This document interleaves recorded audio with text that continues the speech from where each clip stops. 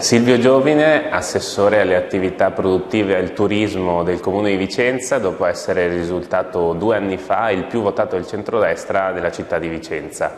È stata un'esperienza meravigliosa quella che mi ha accompagnato in questi 2 anni, fatta prima di tutto di amore per il nostro territorio. Ho cercato di valorizzare le tantissime eccellenze che abbiamo, quelle imprenditoriali, quelle artistiche, quelle architettoniche, e su questo spero di poter dare il mio contributo per tutta la provincia in regione. Sono tante le cose che mi porto con orgoglio nel cuore da questa esperienza amministrativa a Vicenza, certamente il VIOF, ho ideato il fuorifiera in sinergia con IEG, in particolar modo col direttore di Vicenza Oro Marco Carniello.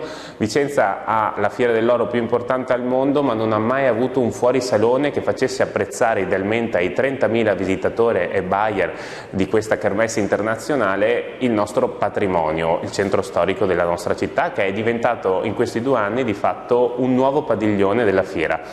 Oggi VIOF è un evento riconosciuto dai vicentini, atteso e amato, e questa è una grandissima soddisfazione, ma ce ne sono tante altre. Penso al protocollo sul turismo congressuale, che ha dato un importante input ad un segmento turistico che offre grandissime potenzialità.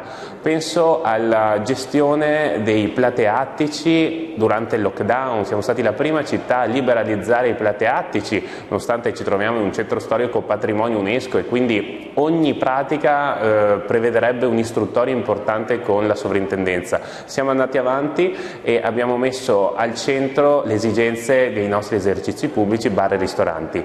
Quello che voglio è difendere certamente le partite IVA. Il mondo delle partite IVA, degli studi professionali, è un mondo fatto di eroi che oggi si confrontano con una tassazione allucinante, e su questo lo Stato in primis deve fare il suo. Non si può andare avanti così, cercherò di dare il mio contributo anche su questo.